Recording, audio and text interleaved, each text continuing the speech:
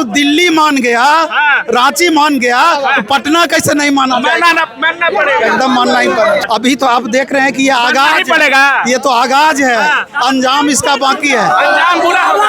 जब दोस्तों गर्दनी बाग में नवीन सर पहुंच चुके हैं और देख सकते हैं हजारों की संख्या में छात्र यहां पर पहुंचे हुए हैं और नवीन सर छात्रों को सपोर्ट करने गर्दनी बाग में कोचिंग क्लास बंद करके पहुंचे हैं। क्या कुछ बोलना चाहेंगे सर?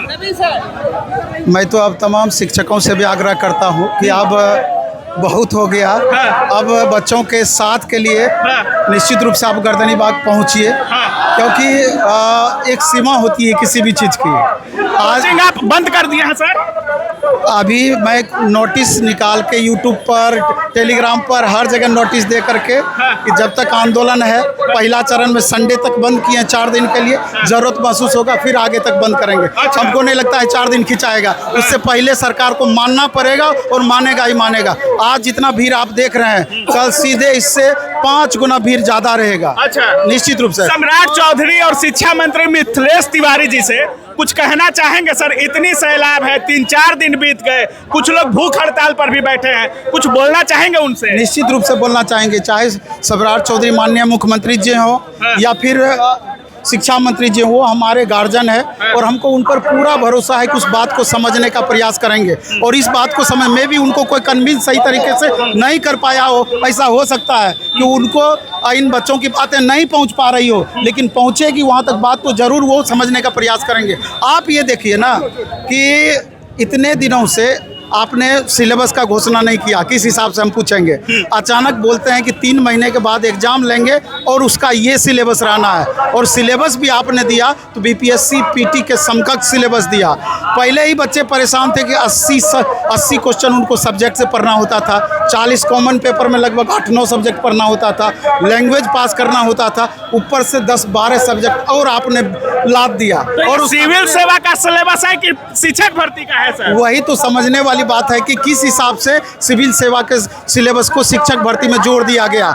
और इससे भी बड़ी बात है कि 1/3 निगेटिव, अगर जो परिस्थिति है, अगर 1/3 निगेटिव रहा, यकीन मानिए कि 40% बच्चे भी क्वालिफाई करने नहीं जा रहे हैं। इसलिए इतनी महिला कैंडिडेट है, कितना स्ट्रगल करके, घर से कितना मैनेज करके, इसमें 50% शादीशुदा महिलाएं हैं, कैसे अपने ससुराल पक्ष को फिर अपने परिवार वालों को मना करके यहाँ तक पहुँचती है। कोचिंग पर भी हम देखें, कल से इतनी महिलाएं आकर रो रही थी कि सर हम 2 साल से लगे हुए हैं, 2.5 साल से लगे हुए हैं, कितनी मुश्किल से हम मैनेज करके यहाँ तक पहुँचे थे, आर्थिक स्थिति एकदम अनुकूल नहीं है, लेकिन अचानक इस तरह का सिलेबस दे दिया गया, मन तो करता है कि हम सुसाइड कर लें। मतलब ऐसा बात, कितनी मुश्किल से हम लोग उसको मनाए। यही बात माननीय मुख्यमंत्री जी को भी समझना है, शिक्षा मंत्री जी को भी समझना है। जो करना जिस तरीके से आप भी लगातार कह रहे हैं कि 87,000 सीटें थी, 51,000 की बहाली हुई, तो सीटें क्यों नहीं बढ़ाई जा रही है? इतना हार्ड सिलेबस हो गया, 1 to 5 में सीटें कम कर दी गई हैं, 11-12 में सीटें हैं लेकिन बाकी में सीटें बहुत कम है, तो आपको नहीं लगता कि बहुत ज्यादा फाइट हो जाएगा? और ऊपर से डोमिसाइल की भी बात नहीं हो रही है।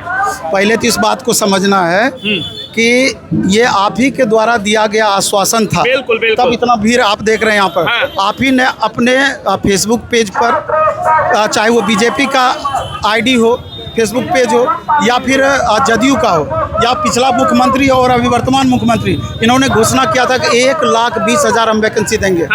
इन्हीं बातों पर बच्चों में एक विश्वास जगा और उसी चीज़ का बच्चे लगातार डिमांड कर 2.5 साल भी इंतजार किया। अभी 1,20,000 से कहाँ 20,000, मुश्किल से अब इन लोगों का मांग पर 32,000 आए हैं। तो सवाल ये उठता है, आप एस्टेट वाले को भी मौका दे दिए, अब सीटेट वाले को भी आपको देना ही पड़ेगा। जब इन दोनों को मिला दिया जाएगा, 15 लाख पहले छात्र थे, 5 लाख और बढ़ जाना है। जब 20 लाख छात्र अब एक जगह गैदर हो रहे हैं, वैकेंसी आप 32,000 से 82,000 क्यों नहीं कीजिएगा? क्योंकि इसमें आप देखिए TRE 3 में 87,772 वैकेंसी में मात्र 51,000 ही पोस्ट भरा गया, उसमें 36,000 सीट तो पिछला ही खाली है।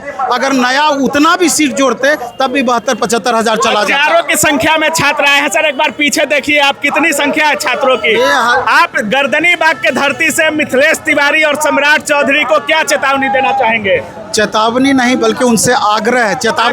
चेतावनी ये आग्रह बाद में चेतावनी में कन्वर्ट होता चला जाएगा, कन्वर्ट होता चला जाएगा और हो भी रहा है। क्या कहना चाहेंगे? उनसे मेरा आग्रह है कि इन बच्चों को एक बार समझने का प्रयास करें कि ये मांगना क्या चाहते हैं।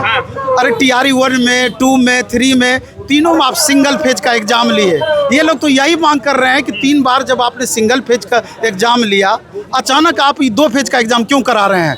यहाँ भी आप सिंगल फेज का एग्जाम लीजिए। अगर नया आपको प्रयोग करना ही है, क्वालिटी ऐसा नहीं है कि इससे कम आपको मिल रहा है। ये बच्चे BEd किए हैं, M.Ed किए हैं, उसके लिए भी इंट्रेंस दिए हैं। उसके बाद फिर आपका CTET पास किए हैं, STET पास किए हैं, PT पास करते, मतलब एक चरण का परीक्षा पास करते, फिर आप दूसरा चरण इसमें लाद रहे हैं। इतना क्वालिटी के लिए काफ़ी नहीं था क्या? सर, आप इतने बड़े शिक्षक होकर के गर्दनी बाग आए, महाराष्ट्र से भी शिक्षक कोर्स बेच रहे हैं, PT मेंस का कोर्स लॉन्च हो गया, लेकिन गर्दनी बाग नजर नहीं आ रहे हैं, छात्र नहीं आ रहे हैं, कोचिंग बंद नहीं किया जा रहा है। अपने साथियों को क्या बोलना चाहेंगे? नहीं, महाराष्ट्र वाले शिक्षक और दिल्ली वाले शिक्षक और मेंस बेचने वाले, नहीं, दिल्ली वाले शिक्षक, हम बेचने का नाम नहीं लेंगे बल्कि दूसरे रूप में हम बोलना चाहते हैं। आपको बहुत बच्चे चाहते हैं, बच्चों का फॉलोइंग आपके लिए बहुत सारा है, बच्चों का स्नेह प्यार आपके लिए बहुत सारा है। लेकिन एक बात हम पूछना चाहते हैं उनसे कि सिर्फ बिहार के बच्चों के लिए अगाध श्रद्धा आपको है?